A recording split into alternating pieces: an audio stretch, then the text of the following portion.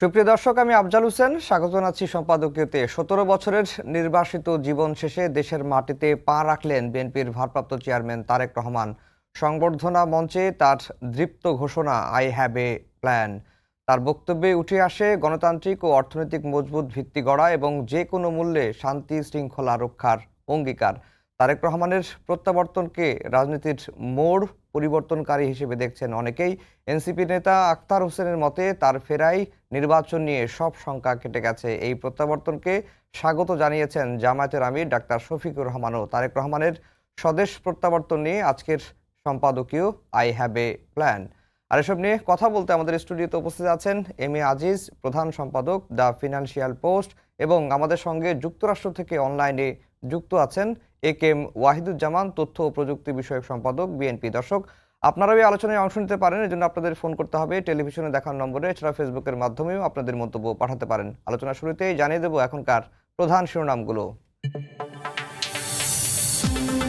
তারেক রহমানের বিরচিত প্রত্যাবর্তন। ১৭ বছরের নির্বাসন শেষে ফিরলেন দেশে। ষড়যন্ত্র মোকাবেলা করে শান্তি শৃঙ্খলা বজায় রাখার আহ্বান।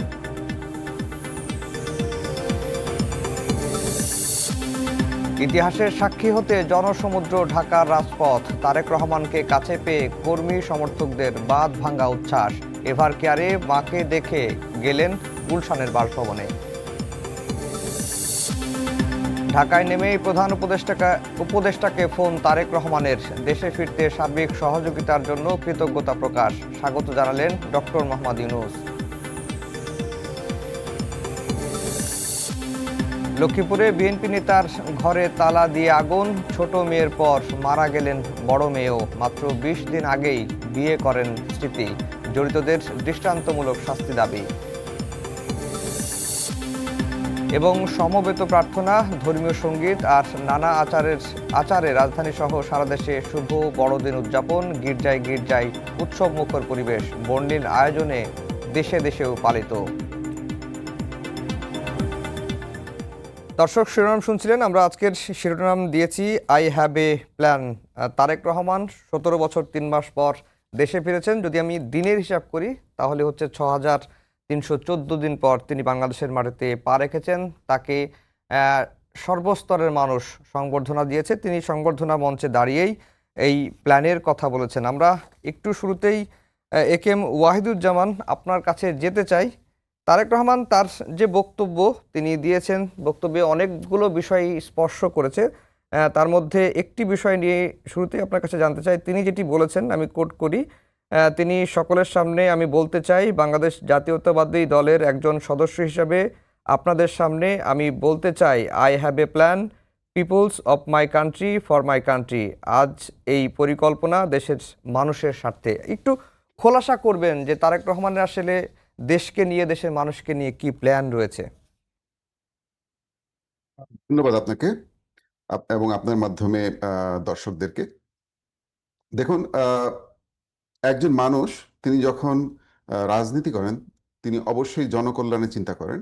এবং বিএনপি ভারপ্রাপ্ত চেয়ারম্যান তারেক রহমান উনি যখন নাকি চিকিৎসার জন্য লন্ডনে গেলেন এবং তারপরে ওখানে ধীরে ধীরে রিকভারি করলেন, 2013 সালে উনি সর্বপ্রথম একটা ইফতার পার্টিতে, ইফতার মাহফিলে উনি যোগ দেন এবং সেখানে উনি ওনার বিচ্ছিন্নভাবে ওনার কিছু চিন্তা ভাবনা তুলে ধরেন যে আসলে একটা দেশকে ভালো করতে হলে কি কি প্রয়োজন, বাংলাদেশের কি কি দরকার। উনি ওই সময় যেটা বলেছিলেন সেটা হচ্ছে যে উনি এই ওনার যে দীর্ঘ অসুস্থতার সময়, এই সময়টা উনি চিন্তা করার সময় পেয়েছেন, দেশ নিয়ে ভাবার সময় পেয়েছেন এবং দেশের সমস্যাগুলো নিয়ে চিন্তা করার সময় পেয়েছেন। উনি তখন কিছু খাত উল্লেখ করে দিলেন, শিক্ষা খাতে কি কি করা উচিত, আমাদের শিল্প, আমাদের কৃষি, আমাদের স্বাস্থ্য, কারণ উনি ওখানে স্বাস্থ্য সেবা পেয়েছিলেন, যে এখানে কি কি কাজ আমাদের করা প্রয়োজন। ওনার যেগুলো মনে হয়েছে একটা রাফ আইডিয়া উনি দিলেন। পরবর্তীতে 2014 সালে আরও একটা ইফতার মাহফিলে উনি অট্রিয়ামে, ওখানে উনি সেম এই ধরনের কিছু কথা বললেন। বাট এটা ছিল আরো অনেক কনসলিডেটেড, আরো অনেক আগের চেয়ে আরো বেশি গোছানো। এটা করার সময় উনি বিভিন্ন সংশ্লিষ্ট সেক্টরের যারা বিশেষজ্ঞ আছেন, উনি যাদেরকে মনে করেন ওনাদের কাছ থেকে তথ্য নেওয়া দরকার, নিয়েছেন। এরপর ধীরে ধীরে ওনার এই চিন্তাগুলোকে উনি আরো এনরিচ করেছেন। হুম। এবং আমি ওনার সাথে কাজ করার সময় আমি যেটা বুঝেছি, উনি খুব সিরিয়াস, যেটা নিয়ে কাজ করতে চান, যেটার উপর পলিসি তৈরি করতে চান, সেটা উনি খুব প্রথম কথা হচ্ছে যে কিছু মানুষকে তো অ্যাপয়েন্ট করেন যে এই লোকগুলি এই কাজগুলো করবে, কিন্তু তারপর উনি আবার নিজে এটাকে যাচাই করেন, উনি আবার এটাকে পড়ালেখা করেন এটার উপরে। যেমন হুম। আমার সেক্টরের কথা আমি বলতে পারি, আইটি সেক্টরের, আমি আইটি সম্পাদক, তো আইটি সেক্টরে আমাকে উনি বলেছেন কিছু কাজ করার জন্য, পলিসি তৈরি করার জন্য। এবং এটা নিয়ে সেভারাল টাইমস উনি মিটিং করেছেন, এই যে যারা নাকি বিশেষজ্ঞ, যাদের দিয়ে এই প্ল্যানগুলো করা। এর এটা এখন পর্যন্ত আসলাম তো। প্রথম দিকে যেটা হলো 22 সালে উনি প্রথম একটা 27 দফার একটা চিন্তা করলেন যে আসলে বিএনপি এসে কি কাজ করবে। পরবর্তীতে আমাদের জোটের শরিক যারা ছিলেন তাদের সাথে আলাপ আলোচনার প্রেক্ষিতে এবং আমাদের নিজেদের আলাপ আলোচনার পর এটা 31 দফা হয়। হুম। এবং 31 দফাটা একটা বিস্তারিত একটা রিফর্ম প্ল্যান।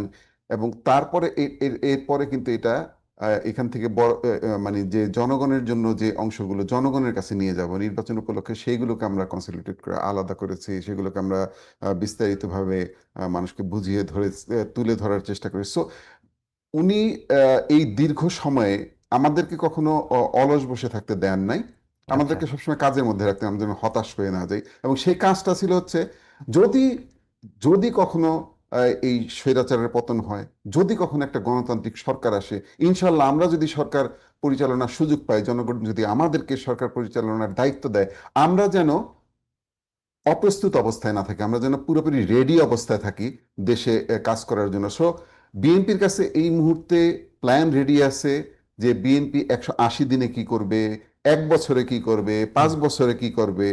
এবং যদি দ্বিতীয় মেয়াদে ক্ষমতা মানে জনগণ বিএনপির হাতে দেয় রাষ্ট্র চালানোর, তাহলে 10 বছরে কি করবে। So we are ready. এবং উনি এটা উনার একক কৃতিত্ব যে উনি আমাদেরকে এইভাবে রেডি করেছেন গত এই 15টা বছর ধরে।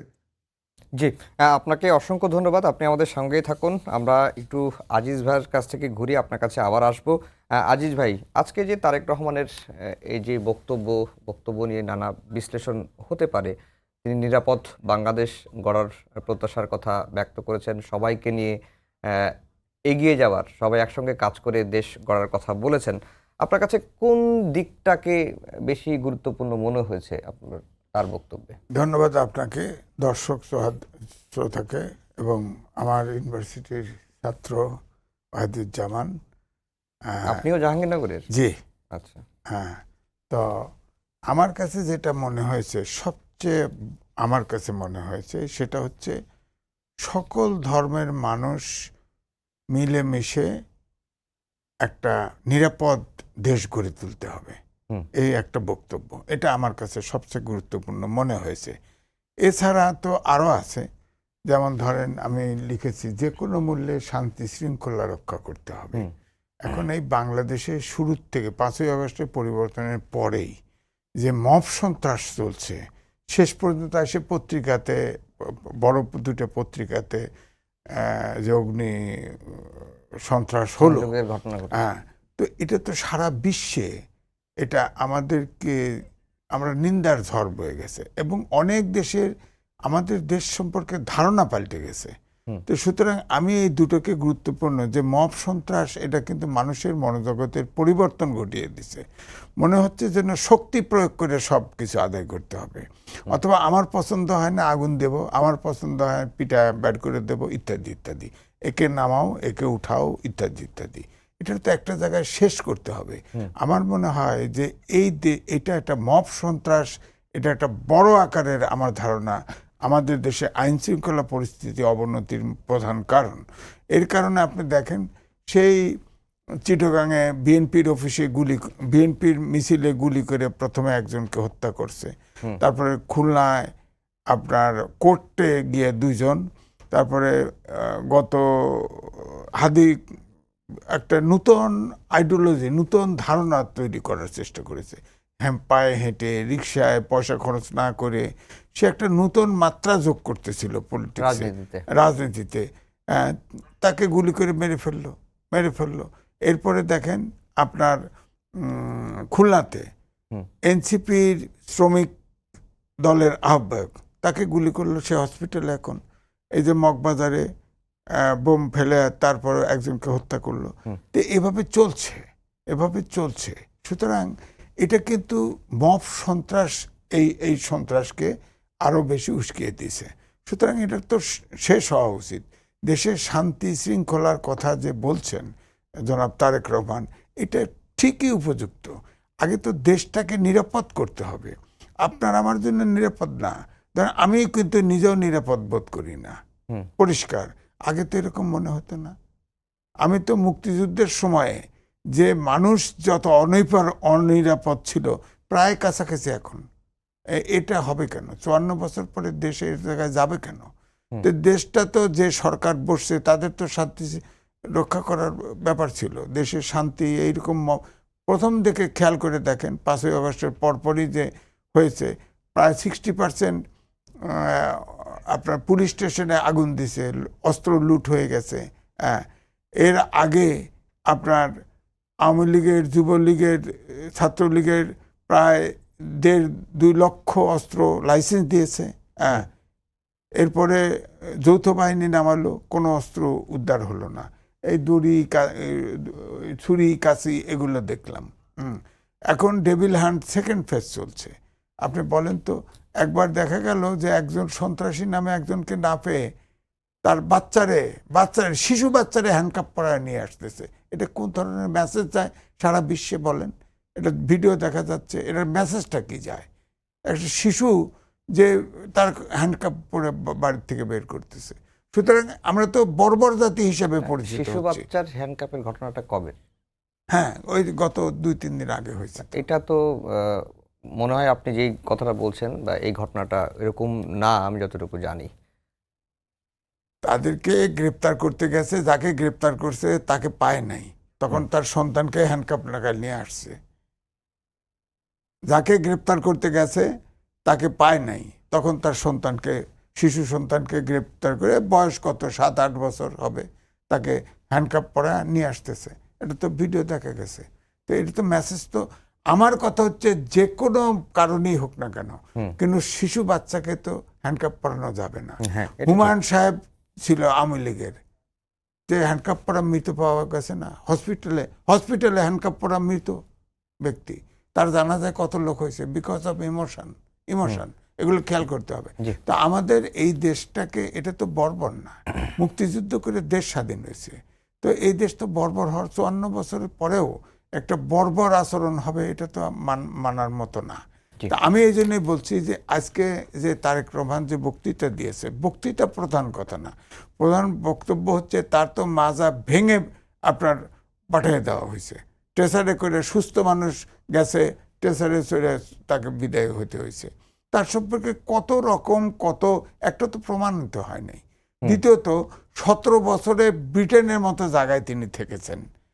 কিছু প্রশিক্ষণ না নিলেও যে প্রশিক্ষণ, পৃথিবীর ভিতরে সবচেয়ে গণতন্ত্রের উদাহরণ একটা দেশ, আইনের শাসন, সুশাসন। আমি 10 দিন থাকার পরে আমার মনোজগৎ পরিবর্তন হয়ে গেছিল। আর 17 বছর থাকতে উনি তো এখন বিলেতি চিন্তার লোক। এইটা আমাদের দেশে খুবই প্রয়োজন। আমি বলবো সে প্রশিক্ষণ প্রাপ্ত আপনার গণতন্ত্র মনা এবং আইনের শাসন, সুশাসনের জন্য সে প্রিপেয়ার্ড লোক, একটা জি। ট্রেনিং প্রাপ্ত লোক। সে এখন দেশের হাল ধরতেছে। এটা তো আমাদের, এটা তো প্রত্যাশার জায়গাটা অবশ্যই ঘুরছে। এখন আপনি বলেন যে বিএনপি বড় দল, তার প্রধান এখন বাহ্যিকভাবে প্রধান, ভারপ্রাপ্ত আর বলা যায় না, কারণ ম্যাডাম তো সুস্থ হলেও আর হাল ধরতে পারবে না, এমন অবস্থা। তো উনি প্রধান, উনি হয়তো বিএনপি সরকার গঠন করবে, তিনি প্রধানমন্ত্রী হবেন। হ্যাঁ, তো এই সময় তার কাছে তো প্রত্যাশা অপরিসীম। দেশের কোনো কিছু আপনি দেখেন, প্রবাসী আয়, বিনিয়োগ নাই বলে প্রবাসী আয় যে বাড়ছে। আজিজ ভাই, আপনার কাছে আবার আসবো। আমরা একটু আবার একেএম ওয়াহিদুজ্জামানের কাছে যেতে চাই। একেএম ওয়াহিদুজ্জামান, বিশ্বের অনেক নেতাই নির্বাসিত জীবন কাটিয়ে দেশে ফিরে রাষ্ট্রীয় ক্ষমতায় অধিষ্ঠিত হয়েছেন। অনেকের কথাই আমরা জানি, লেনিনের কথা জানি, আয়াতুল্লাহ আল খামিনির কথা, বেনজির ভুট্টোর কথা। নেলসন ম্যান্ডেলা যদিও বর্ণবাদ বিরোধী আন্দোলন করতে গিয়ে 28 বছরের মতো জেলে ছিলেন। তো তারেক রহমানের যে ফেরাটা, এই ফেরার রাজনৈতিক তাৎপর্যটা আপনার কাছে কি মনে হয়েছে? ধন্যবাদ আপনাকে। তারেক রহমান সাহেব যেই সময়ে দেশে এসেছেন, এটার রাজনৈতিক তাৎপর্য অনেক বেশি এই কারণে যে গতকাল পর্যন্ত আমি মানুষকে আমাকে প্রশ্ন করতে শুনেছি, আমাকে প্রশ্ন করেছেন তারা যে উনি কি আসলেই আসছেন, হুম উনি না আসলে তো দেশটা শেষ হয়ে যাচ্ছে। হুম এই যে একটা আহ, মানে আকুতি যে দেশটা শেষ হয়ে যাচ্ছে, কেন শেষ হয়ে যাচ্ছে, মানুষের এই যেটা আজিজ ভাই বললেন যে মানুষের নিরাপত্তা নেই, হুম মানুষ নিরাপত্তাহীনতায় ভুগছে। ছবিতে দেখা যাচ্ছে, ভিডিওতে দেখা যাচ্ছে কারা প্রথম আলোর অংশে প্রথম আলোতে আগুন দিয়েছে, কারা পুড়িয়েছে, কারা এটাকে ইন্ধন দিয়েছে, দেশে বসে বিদেশে বসে, তাদের কাউকে কিন্তু এই সরকার গ্রেপ্তার করেনি। 1 বছর আগে তাসনিম খলিল একটা কথা বলেছিলেন, তিনি একটা রাজনৈতিক দলকে অভিযুক্ত করেছেন যে এইটা আসলে অমুক রাজনৈতিক দল সরকার গঠন করে বসে আছে নেপথ্যে। হুম এবং আসলেই তাই, এই সরকারের নেপথ্যে যারা কলকাঠি নাড়ছেন, যারা এই সরকারকে পেছন থেকে পরিচালনা করছেন, তারা অত্যন্ত অত্যন্ত খারাপ কাজগুলো করেছেন এই সময়ের মধ্যে। সুতরাং জনগণের মনে আস্থা ফিরিয়ে আনার জন্য যে আইন শৃঙ্খলা পরিস্থিতি ভালো হবে ইনশাআল্লাহ, তারপরে হচ্ছে যে আমাদের দেশে এই যে অরাজক পরিস্থিতি চলছে, যখন তখন যেখানে সেখানে মব তৈরি হচ্ছে, এই জিনিসগুলো দূর হবে। এই যে একটা আস্থা, এই আস্থা ফেরত আনার জন্য হলেও ওনার ফেরাটা সবচেয়ে জরুরি ছিল। এখানে রাজনৈতিক মাইলেজ উনি কতটুকু পেয়েছেন বা বিএনপি কতটুকু পেয়েছিল সেটা ইট ডাজ নট ম্যাটার। এইটা ম্যাটার করে যেটা, সেটা হচ্ছে যে ম্যাটার করে সবচেয়ে বেশি যেটা, সেটা হচ্ছে যে অ্যাকচুয়ালি কোনো গুণগত পরিবর্তন হচ্ছে কিনা, মানুষের ভিতর যে এই যে আশা এসেছে, এই আশাটাই মানুষকে পজিটিভলি ড্রাইভ করতে আমার মনে হয় সাহায্য করবে। আমরা এই সেম একটা তুলনা দিতে পারি, সেটা হচ্ছে 1975 সালে। 1975 সালে দেশ যখন নাকি চরম একদম গোল্লায় চলে যাওয়ার মতো একটা অবস্থা হয়েছিল, তখন কিন্তু প্রেসিডেন্ট জিয়াউর রহমান যখন নাকি 7ই নভেম্বর পর ওনাকে আবার সেনাপ্রধান করা হলো এবং উনি উপপ্রধান সামরিক আইন প্রশাসক ওনাকে করা হলো, তার আগে যখন উনি টু ফিল্ড আর্টিলারিতে একটা ভাষণ দিলেন রেকর্ড করে, মানুষ কিন্তু একটা আশা পেল, একটা ভরসা পেল। একটা ভরসা থাকলে হয় কি, চোরাচুরি করার জন্য ভয় পায়, হুম যে মানুষের ভেতরে তো ভরসা চলে আসছে, আমি চুরি করতে গেলে তো আমাকে ধরে মারবে বা আমাকে বাধা দিবে। তো এখন এই যে একটা ভরসা, মানুষ যদি, মানুষের ভিতর আত্মবিশ্বাস চলে আসা, এইটা হচ্ছে সবচেয়ে গুরুত্বপূর্ণ। আমার ধারণা এইটাই বাংলাদেশে এসেছে এবং এইটা সবচেয়ে বেশি জরুরি ছিল ওনার জন্য। এর বাইরে যদি আপনি বলেন, ডেফিনেটলি বিএনপি, তার তো রাজনৈতিক একটা লাভ হয়েছেই। আমরা সবাই তীর্থের কাকের মতো তাকিয়েছিলাম যে কখন উনি দেশে ফেরত যান এবং কখন আমরা আমাদের ফুল সুইংয়ে আমাদের পলিটিক্যাল অ্যাক্টিভিটিস, আমাদের ইলেকশন ক্যাম্পেইন আমরা চালু করতে পারি, আমাদের ট্রেনটা ট্র্যাকে তুলতে পারি এবং সেই ট্রেন যেন যাত্রা শুরু করতে পারে। আলহামদুলিল্লাহ সেটা আমাদের জন্য হয়েছে এবং আমরা খুব খুশি যে এটা অত্যন্ত একটা জোরালো একটা ধাক্কার মাধ্যমে হয়েছে। আপনি দেখেছেন আজকে সময় টিভি, আমি দেখলাম সবচেয়ে বেশি লাইভ টেলিকাস্ট করেছে সময় টিভি সবচেয়ে বেশি সময় ধরে। এবং আমরা 13 ঘন্টা এর ফলে যেটা হয়েছে, বিরতিহীনভাবে ছিলাম, আমরা 13 ঘন্টা বিরতিহীনভাবে ছিলাম। হ্যাঁ 13 ঘন্টা আপনার বিরতি। আমার এখান থেকে আইসিটি অফিস থেকে বিএনপি যে পেজগুলো চলে সেখানেও মোটামুটি 10 ঘন্টা 12 ঘন্টা করে চলেছে এবং আমরা দেখেছি, এই জন্য দেখছিলাম যে কারা করছে। সময় টিভি সবচেয়ে ভালো করছে এবং সেখানে আপনি দেখেছেন যে মানুষের রিয়াকশন কি, মানুষ এবং বিএনপির নেতাকর্মীদের যে উচ্ছ্বাস, ঠিক আছে, এইটা পজিটিভলি আমি নিয়েছি এবং আমি মনে করি এটা দলের জন্য, দেশের জন্য, সবার জন্য এটা ভালো।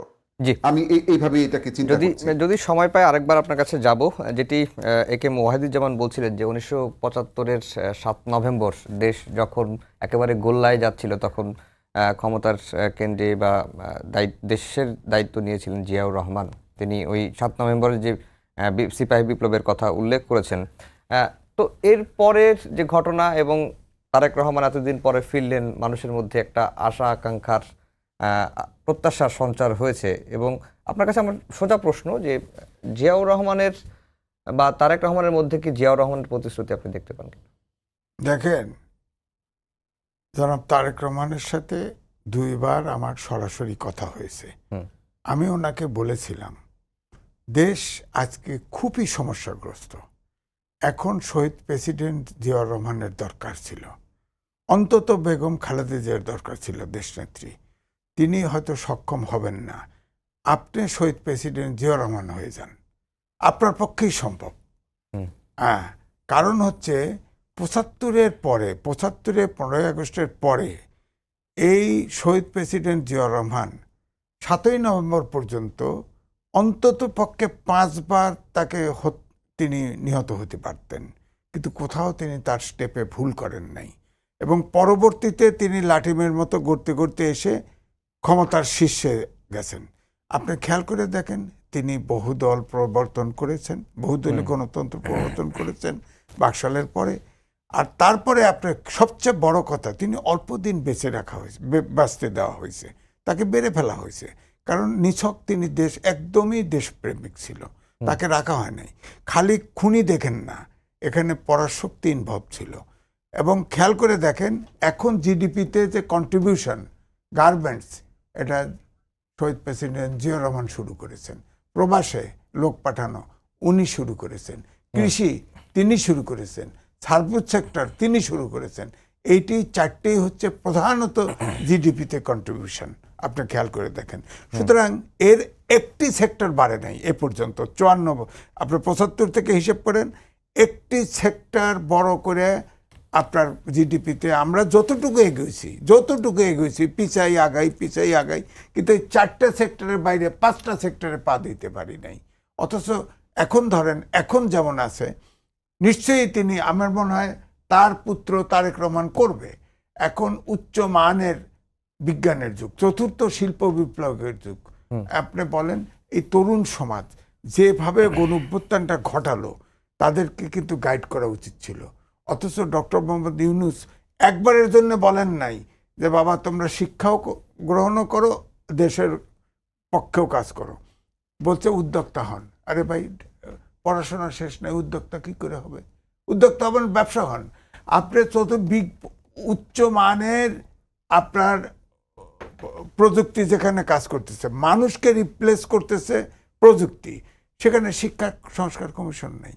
আপনি চিন্তা করেন, আমাদের দেশে জাতি গঠন করতে পারেনি 54 বছরে। জাতি গঠন অর্থাৎ আমাদের দেশে ইংরেজি বাংলা মিলে, আলিয়া মাদ্রাসা মিলে, কওমি মাদ্রাসা মিলে প্রায় কমপক্ষে 12 প্রকার জাতি আছে।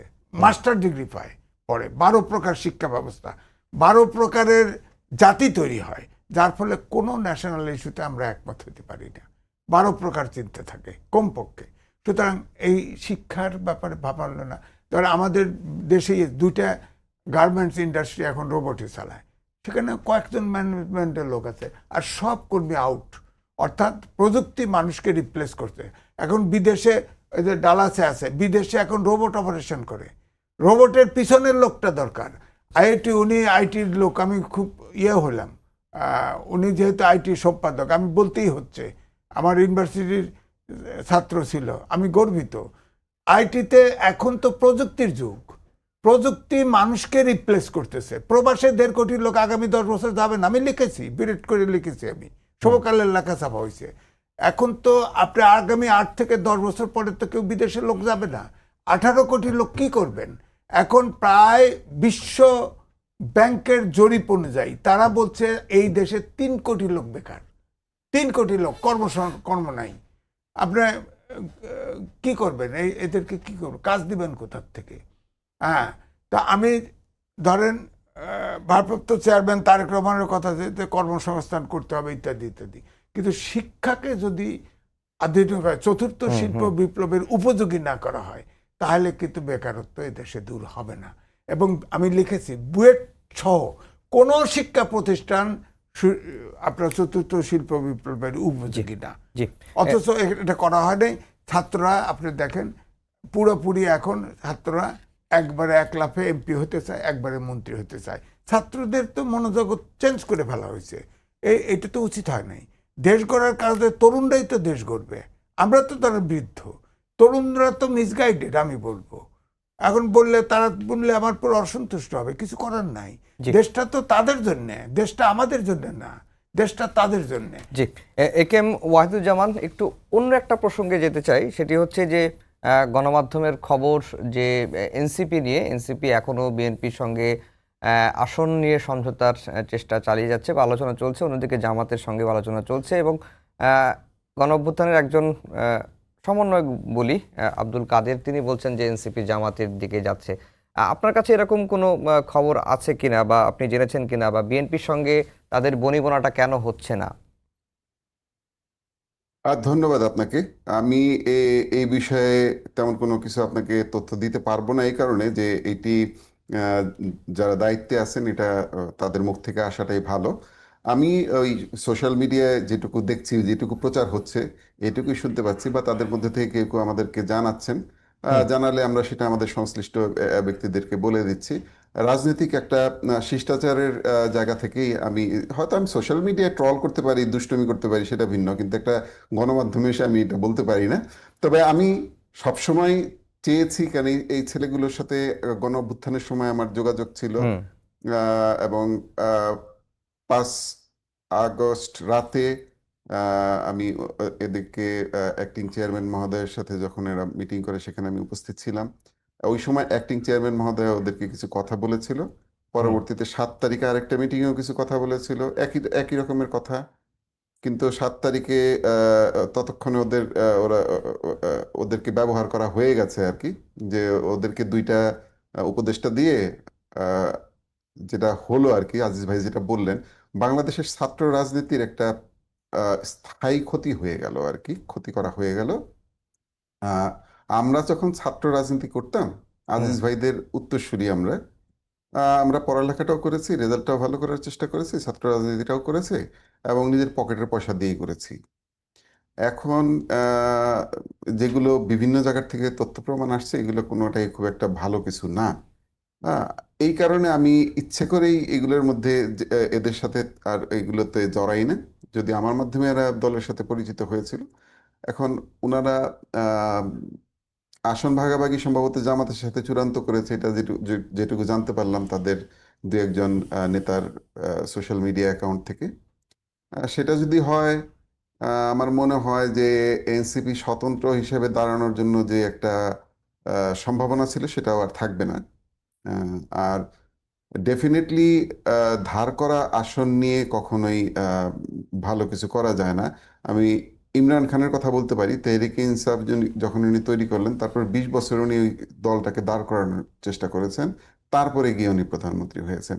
উনি কোনো সমঝোতা ওই সময় যান নাই।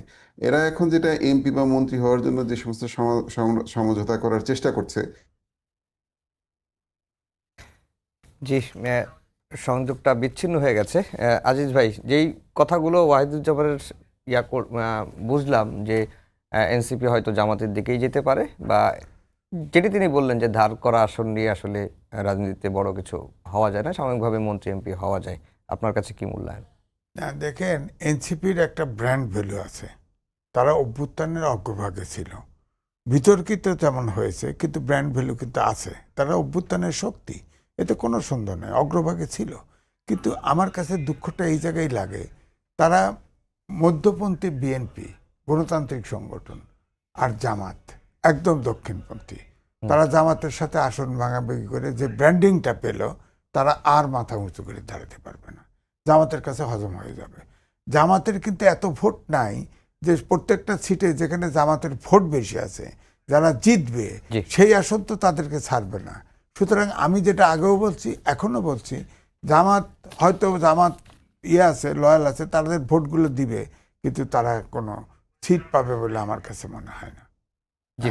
হ্যাঁ, আজিজ ভাই, আপনাকে অসংখ্য ধন্যবাদ। আমাদের সঙ্গে ডালাস থেকে যুক্ত হয়েছিলেন একেএম ওয়াহিদুজ্জামান। তার সংযোগটি বিচ্ছিন্ন হয়ে যাওয়ার কারণে আমরা আমরা তাকে ধন্যবাদ দিয়ে শেষ করতে পারছি না। আজকে তারেক রহমানের ঐতিহাসিক সদস্য প্রত্যাবর্তনের যে ঘটনাটি ঘটলো, আমরা দিনভরই দেখানোর চেষ্টা করেছি, এবং তিনি যেটি বলেছেন যে যে কোনো মূল্যে দেশের শান্তি শৃঙ্খলা রাখার তিনি অঙ্গীকার ব্যক্ত করেছেন। আমরা সেটাই চাই, দেশে শান্তি শৃঙ্খলা বজায় থাকুক, সবাই নিরাপদে থাকুক। সবাইকে ধন্যবাদ জানিয়ে শেষ করছি আমাদের আজকের সম্পাদকীয়। আগামীকাল আবারও দেখা হবে একই সময়ে। শুভরাত্রি।